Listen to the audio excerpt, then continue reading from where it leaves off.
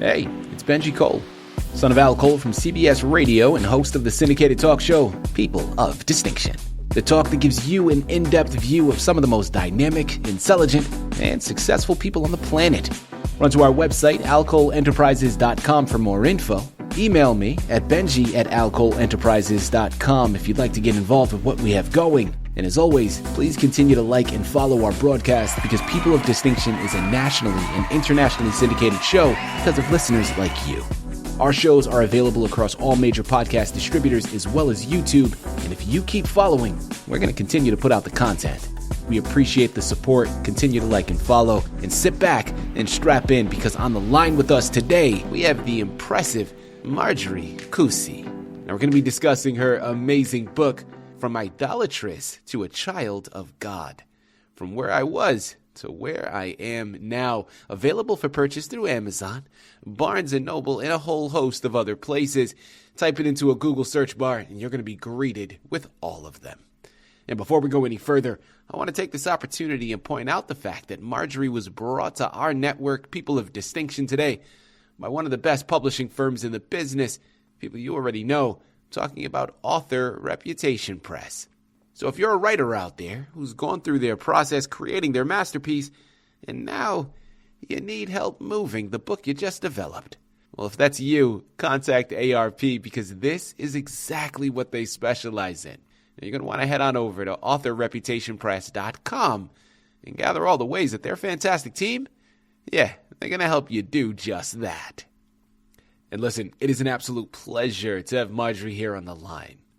Now, people, the moment you start to do research on her book, you're going to understand the conversation that we're about to have, okay? Now, a basic understanding is all you're going to get because this book is layered, man. You got to pick it up. You got to read the words on those pages directly to really grasp everything. Now, it is a religious self-help memoir, okay? We're going to be learning directly from Marjorie's perspective on her journey and her relationship with God. And through that, you're going to be able to strengthen your own.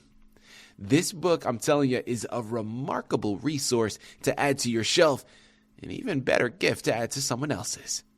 Sit back, strap in, and have your notebooks ready. Marjorie, first and foremost, welcome to People of Distinction, and thank you very much for being a guest. How are you doing today?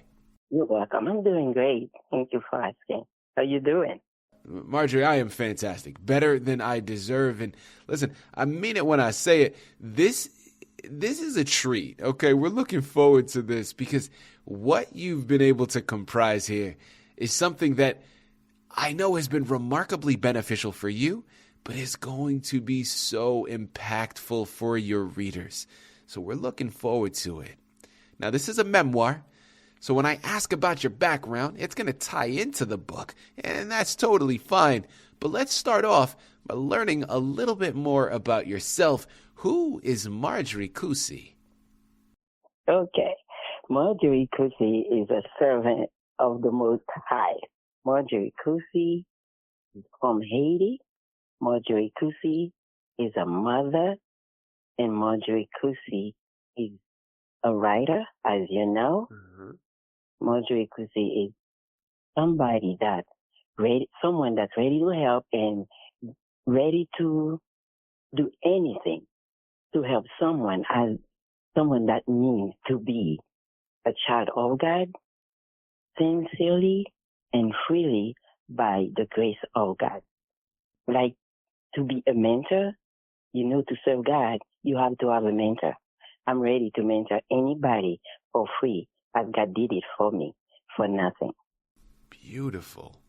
Well, Marjorie, my follow-up question that I want to go into is inspiration. Well, a two-part question here, okay?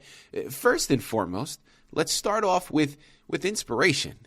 Of course, you're traveling along your journey, your path, but you didn't have to write this and put it into a book. So I'm curious, why did you feel compelled to do that? God is inspiring me to write that book. Before I became a Christian, I used to be in the world, and that's all in the book. I used to go have fun whenever I want. But after I met with Christ, I've learned to go by His will. No matter what it takes, how long it takes, I wait for. And I was inspired to write that book because when I used to be there, out there where I was, my eyes were closed. But now that I can see, I have to talk about where God took me from to bring me here. And I would like other people to experience it too. When I had that invitation to go to that revival, I didn't go. And I chased that person. And the second time she came, that was in another year, she came and invited me again. I said, you know what? You bother me too much. I'll go this time. But I wasn't going to go. God knows I wasn't. I was going to take the invitation like I did it first, but the first time I didn't go. And the second time for her to leave me alone, I said, okay, I'll go. He said, no, I won't believe you. Last time you didn't go, I won't believe you. I will pick you up every day. I said, you don't have time. You don't have to do that. I'll drive. I'll go. She said, no, I'll pick you up. I said, you know what? You bother me so much, too much. This time I will go with you. And I went there. What inspired me again to become a child of God is what I believed in.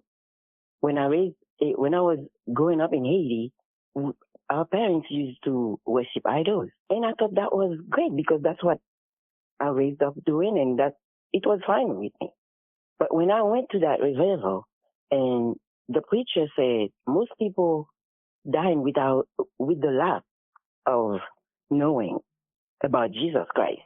They thought if they died, they will go to purgatory to prepare themselves to go to heaven.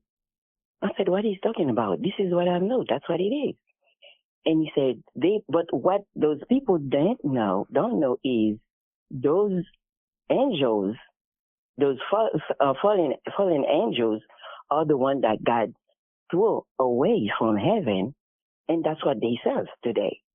They're only hell and heaven in the Bible. They don't have anything about purgatory. I said, in my mind, I said, what? And I raised my hand up, ready to accept Christ. Now that I became a child of God on May 20, 2015, but I raised my hand on May 12, 2015. Since after that, I became someone else. God changed me from where I am, from where I was, and what I used to do.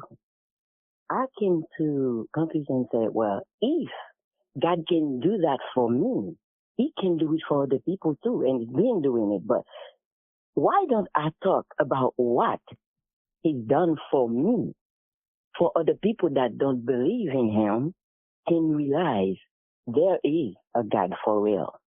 And after that, I was thinking, why not? Well, He put in my mind to think that why not telling them where I came from in that idolatrous life? Why don't tell them where God put me today? And that's how I came to write the book, Inspiring by God. People, I'm telling you, it's Amazon, it's Barnes & Noble. The book, again, is called From Idolatrous to a Child of God by Marjorie Kusi. You're going to want to pick up your copies here today and learn from it because this book has wisdom to share. My follow-up question that I want to go into now, Marjorie, how do you suggest readers incorporate their faith into their daily lives in a practical way, right? I think oftentimes we overthink it, right? When we're talking about infusing God and religion in our lives. So talk to us. What are some practical steps to do that? The practical step to do that is asking God to give you strength to do it. No one on this earth can serve God by themselves. Mm-hmm. Nobody can do it.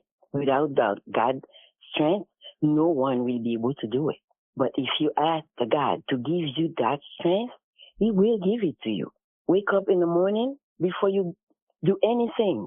If you don't feel like getting up, just slide your knees down and you're going to be on your knees to thank God for the great night. No matter what, you were in pain, suffering, with sickness or whatever, don't forget to go on your knees. Ask Him to help you have a better day and give you the strength to serve him better. From where I was, I can say I would be the one to do that today, to talk about God today. I didn't see that coming. I didn't see me as an author writing about God. But by his grace, he made that happen. And by midday, if you have time, you sometimes the kind of work you're doing, you might don't have time to go on your knees. But remember to say something to God. And before you go to bed, go on your knees. God loves when people, you know, bow on their knees to ask him for forgiveness. When you do something wrong, ask for forgiveness and learn to forgive people. Of course, you won't forget what they did to you. When you see the scar, you won't forget. But you can forgive. So you can get forgiveness, can forgiven by God. You can forgive, try to forget. You won't forget the scar that I said.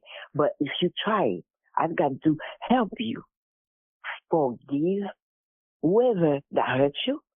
You'll be able to see his grace. You can't be in church and doing other things. For example, you can have one foot in church and the other one in the world. Nobody's perfect. But if you ask him to give you that strength to follow him faithfully, he will give you that strength. I used to party back then. I hate parties now. I hate sin.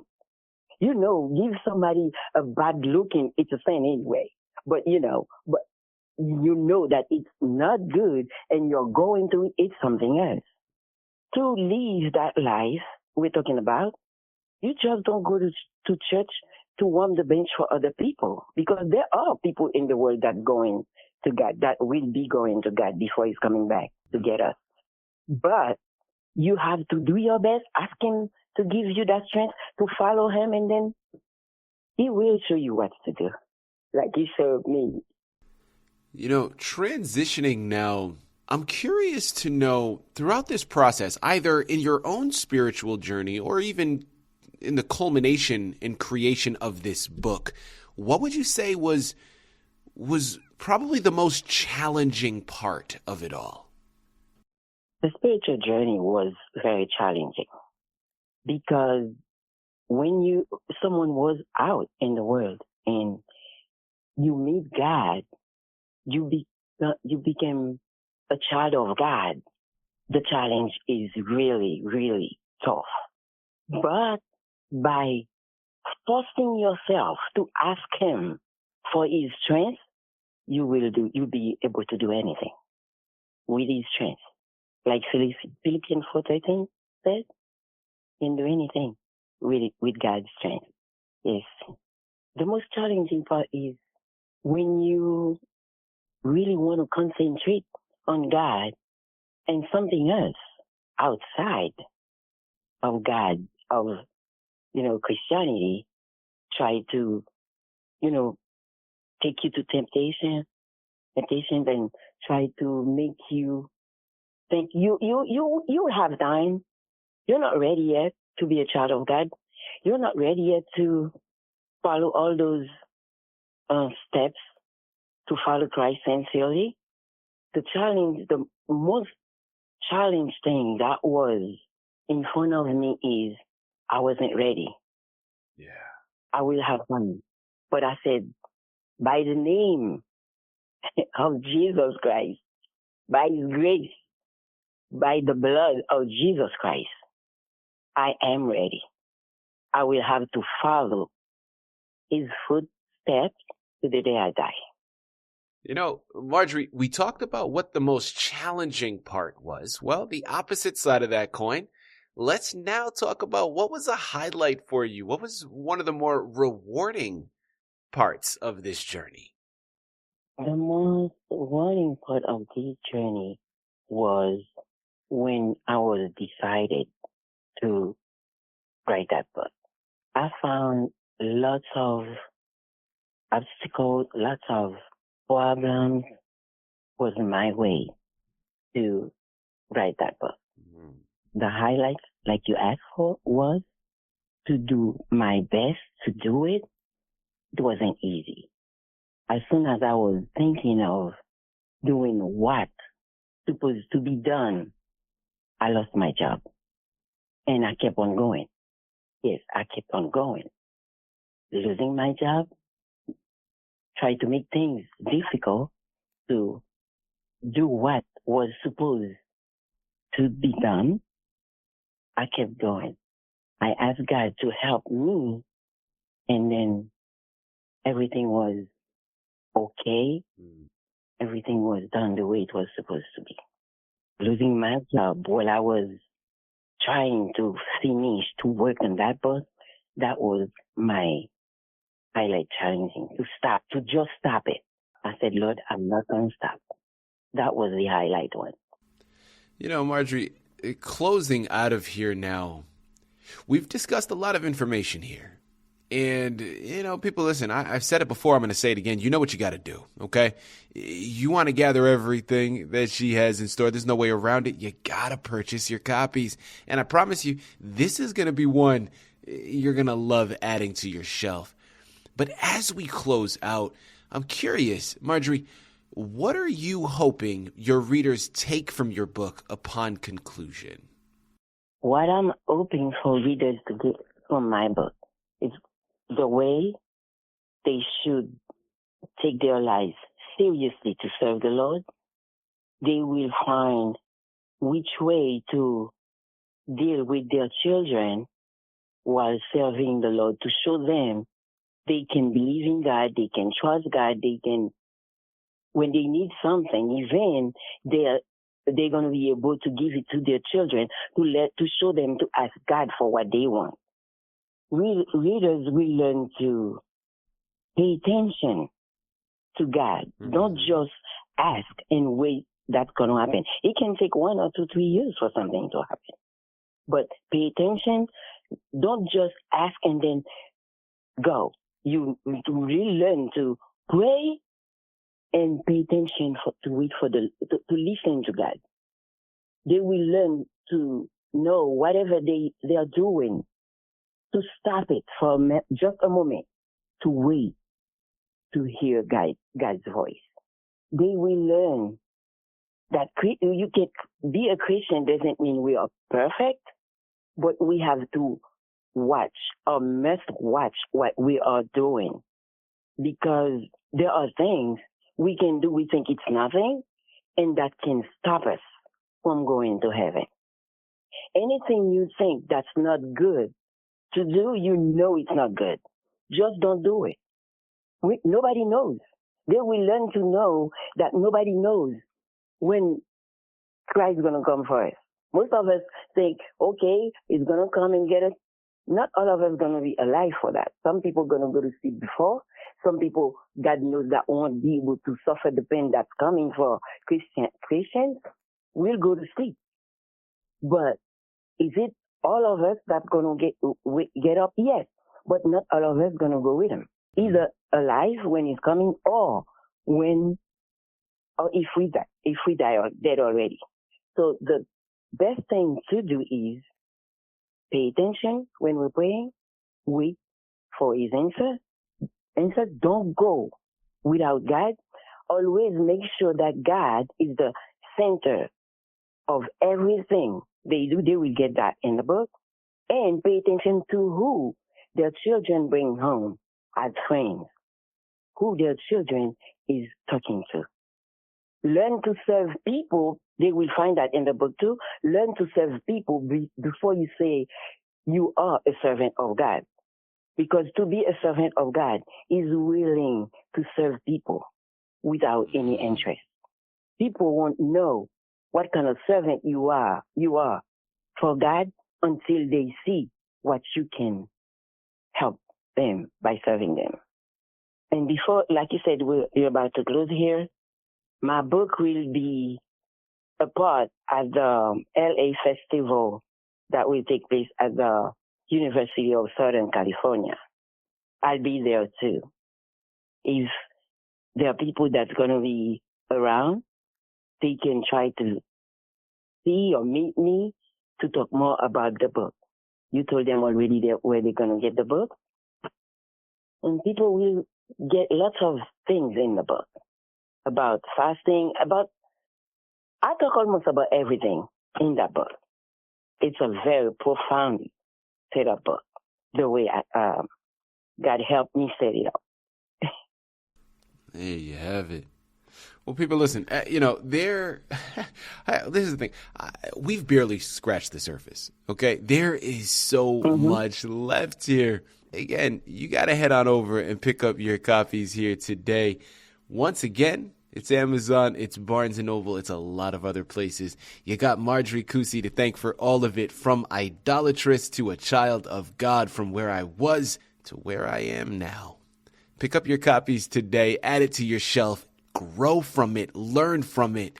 This is something special. Marjorie, this has been an absolute pleasure, really a true honor. Thank you for the wonderful words of wisdom. Thank you for creating this beautiful book. But most importantly, thank you for being here with us to discuss it through people of distinction. You're welcome. Thank you. Thank you so much for having me.